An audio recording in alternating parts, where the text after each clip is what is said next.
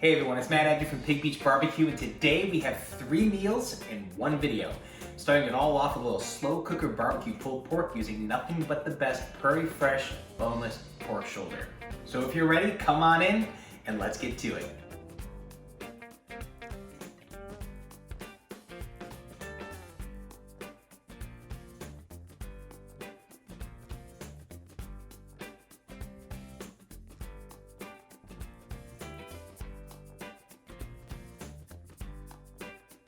Now's a great time to press pause and check out the ingredient list. As you're gonna see, all the ingredients are laid out step by step with all the quantities good to go for you.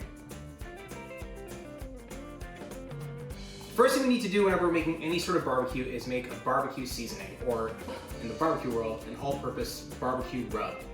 What we're gonna be making for you today is really great for pulled pork, it's great for pork tenderloin, it's great on baby back ribs, it's even great on things like potato chips and popcorn.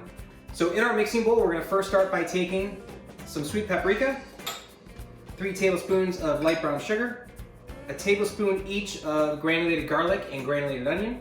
If you can't find granulated garlic or granulated onion, it's fine. Garlic powder, onion powder, same thing, will work just great. About 1 teaspoon worth of ground cumin, some black ground pepper, a little 1/4 teaspoon of some dried thyme, about 1/4 cup or so of granulated sugar, some dried oregano, a little chili powder, and last but not least, some kosher salt. We're simply just gonna take this, put it into a mixing bowl, and we're just gonna combine all the ingredients together. And already, after mixing together, the aroma and the perfumes of all these spices come together is immediately making me salivate, making me crave that sort of barbecue potato chip flavor profile thing. Now, what's really fun about this is you can totally do what you'd like to it. If you wanna make it more unique and more your own, if you wanna make it a little bit spicier, you can certainly add a little bit of cayenne or a little hot pepper into it if you'd like. Or if you want it a little bit sweeter, you can add a little more brown sugar or play with the balances. But at the end of the day, this rub is gonna be the starting point for any and all great barbecue that we're gonna be making. Now that our rub is all made, the next thing we're gonna do is we're gonna grab our Prairie Fresh boneless pork shoulder. All right, so here in front of me we have a 4-pound boneless Prairie Fresh pork shoulder roast. One of the greatest things about pork shoulder is its affordability, versatility, and flavor. This singular cut of meat has such a great natural marbling of fat within it that the moisture content, the flavor, is really something that's truly incredible for pennies on the dollar for what you're gonna be paying for proteins in a grocery store. It's absolute value in a bundle, and it's super delicious and super versatile.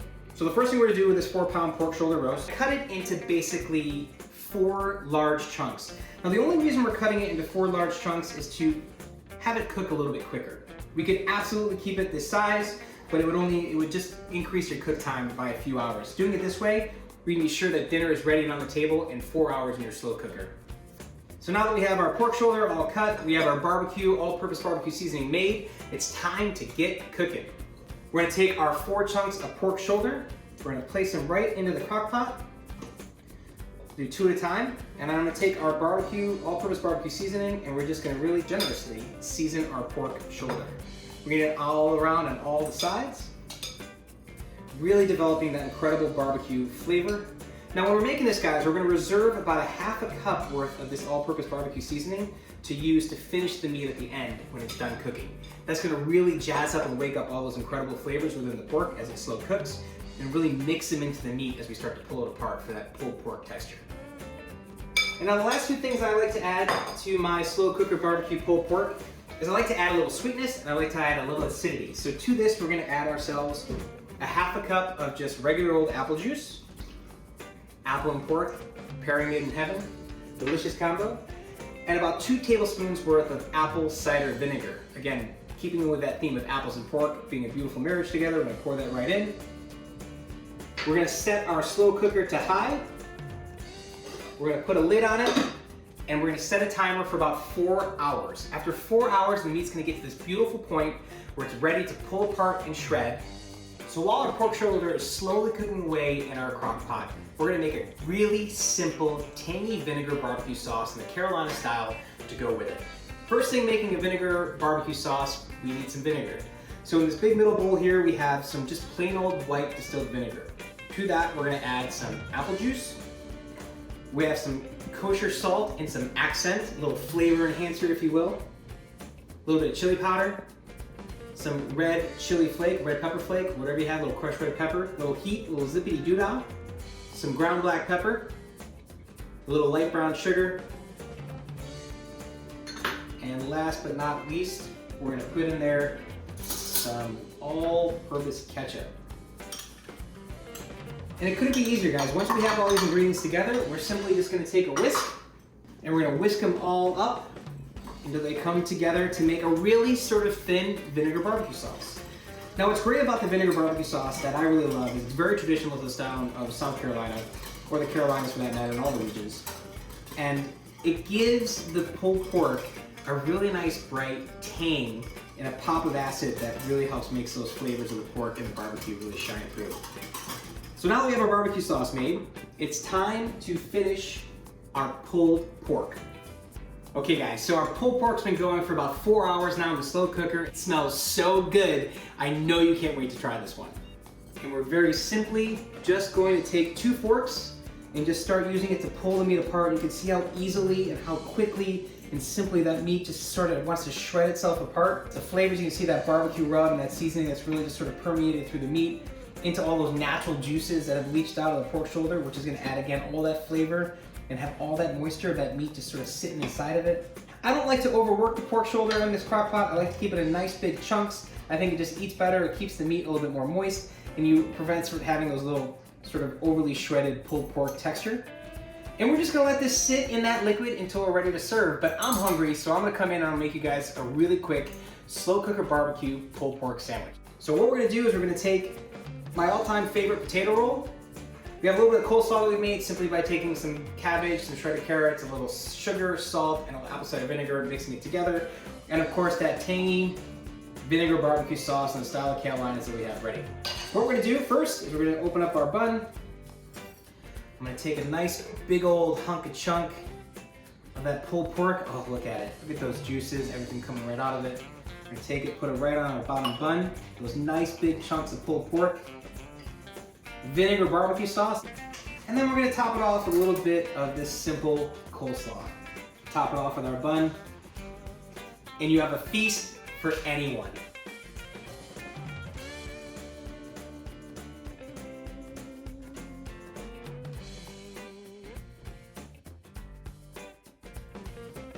The first thing we need to do when making a baked potato is we have to bake our potatoes. So you're gonna go and just find a simple russet or Idaho potato. These are my favorite potatoes using for baked potatoes. And taking a fork, we're just gonna prick a few holes in the potato, really simply, all around it. And then we're gonna take the potato, we're gonna transfer it to a piece of foil. We're gonna roll it up, crimp the sides, and this recipe is for 4 loaded baked potatoes. We're gonna take our foil wrapped baked potatoes, we're gonna bring them into the oven, set at 400 degrees, and they're gonna bake for about 1 hour. So we're gonna go and put these in the oven and pull the ones out that we already have cooking and get to making our loaded baked potato. So our baked potatoes are done, they're out of the oven. It's time to load them up with all that delicious slow cooker barbecue pulled pork shoulder using Prairie Fresh boneless pork shoulder. It's been about an hour, we have our potatoes, we're gonna take them out of the foil, unwrap this pretty little package. And using a chef's knife, we're just gonna simply take our knife and cut a slit all the way down the top side and make a little X sort of somewhat in the middle. And then with your tempered hands, you're gonna take the potato and just sort of push it open, just like that. Oh, all right, look at that. We're gonna transfer our baked potato to our serving plate. This is where things get fun, guys. It's time to load up our baked potato with all that delicious barbecue slow cooker pulled pork. So let's get to it. Potatoes and butter just absolutely love each other, so we're gonna take about 1 tablespoon of butter, and we're just gonna put it right in the middle of that baked potato. Now that hot baked potato is gonna melt all that butter and create this delicious moisture buttery pool all throughout the potato, so as you scoop it, you're getting every delicious, beautiful bite. At that point, we're gonna take our shredded cheddar cheese, and we're gonna pile that up nice and high right on top of that butter and that baked potato. As that cheddar cheese sits on top of that hot baked potato, it's gonna start to melt oh so beautifully all over the meat of the potato. The next thing we have to do is load it up with that delicious slow cooker barbecue pulled pork. So here we have about 2 cups worth of pulled pork, and we're roughly going to put about a half a cup worth on each one of our baked potatoes, and we want to not be skimpy at all, we want to really load it up Oh, this is already looking incredibly good. All right, so the next step, guys, as we're loading it up, and again, when you're making your baked potatoes at home, put on it whatever you like. I love the combinations of flavors of what we're building here today, but if you want to put on some bacon bits, by all means, put some bacon bits. If you feel like doing anything else differently, if you would use chives instead of scallions, by all means, please do so. So at this point, we're gonna top off that barbecue pulled pork with some of that tangy vinegar barbecue sauce that we made. We're gonna take a little bit of our all-purpose barbecue seasoning, season a little bit all over the top of that potato and that meat. And finally, we're gonna take a nice big hooping dollop of some sour cream, dollop it right on top of the potato. I like a lot, so I'm gonna hit mine with 2. And then we're gonna garnish it with just some sliced scallions or green onions. And oh man, does that look like a meal right there.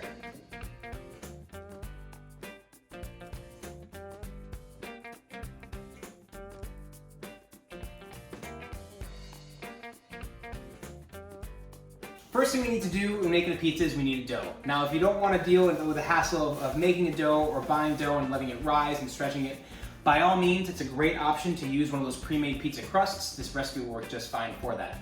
If you are going to be using store-bought pizza dough, it's a 16-ounce pizza dough ball that you're going to put onto a 16-inch pizza pan. We're going to oil it with 1 tablespoon worth of olive oil and let it rest for a few minutes with plastic on top of it, and then gradually we're going to press it into the corners of the pan. It's going to take about a half an hour or so to let that pizza really rise and relax so you can fully stretch it to the entire rim of the pan. So making a barbecue pizza is really great, and it's just like making a regular pizza, but in place of tomato sauce, we're going to be using your favorite barbecue sauce. So here I have 1 cup of just a really great all-purpose barbecue sauce that I really love. Something that you like to eat with, something that you like to cook with, this is what you're looking for, guys. It doesn't have to be anything super fancy. And we're gonna use about 3/4 of a cup, guys, to hit the bottom of the pizza, and we're gonna reserve about 1/4 cup to dollop on top of the meat after we place that on top of the barbecue sauce. All right, the next step, we're gonna take 2 cups worth of our barbecue pulled pork and just sort of evenly smear it, evenly spread it all over the top of this pizza. All right, now that we have our barbecue pulled pork all on top of the barbecue sauce and the pizza dough, we're just gonna take a few last dollops of that barbecue sauce and just dollop it all over the top of that pulled pork. So we're doing a really good job of just doing our best to get that sauce to coat all the meat and give you all that delicious saucy flavor. Okay, now that we have our barbecue pulled pork on top of our pizza dough with our favorite barbecue sauce, the next thing we're gonna do is we're gonna take some of that all-purpose barbecue seasoning that we've made for our barbecue pulled pork, and we're just gonna lightly sprinkle it all on top of that meat. And then the last thing we're gonna do is we have about 1 cup worth of shredded mozzarella and 1 cup worth of shredded cheddar. I love both of these cheeses on a barbecue pizza because it just makes me feel really good and it just tastes incredibly delicious. So in no way, shape, or form, we're just gonna take the cheese and sort of just mix it all together. And we're just gonna start sprinkling it all over the top.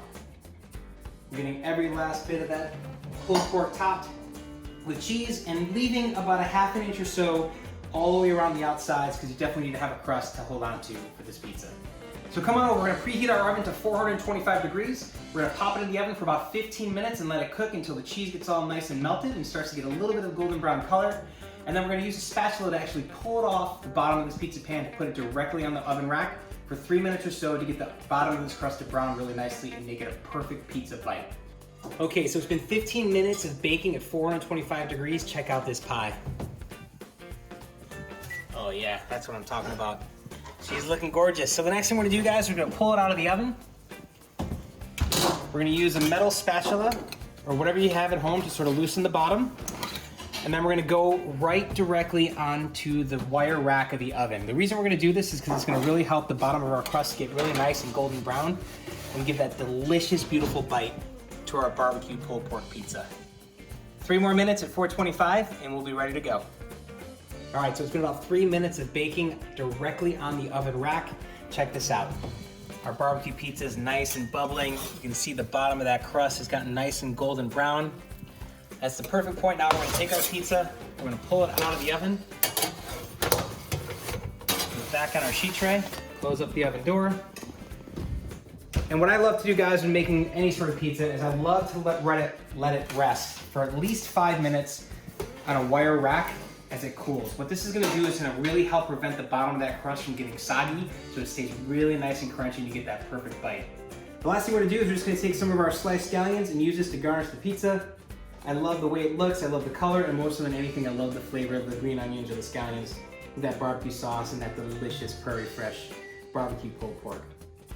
And there you have it. Pizza's ready to be all sliced up and served to your friends, family, and loved ones. And guys, I can't stress enough how incredibly versatile this cut of Prairie Fresh boneless pork shoulder is. From making it once to being able to serve it twice, making barbecue slow cooker pulled pork, using that same pulled pork for a loaded baked potato, and this incredible barbecue pizza. I encourage you guys to all give it a shot and try all these recipes. They're super easy, anyone can do it, and more so than anything, they're absolutely delicious. And during a time where mealtime really matters and bringing everybody to the table, this is gonna get them to come running. Hope you guys enjoy these recipes. Keep eating, keep cooking. Until next time, ciao for now.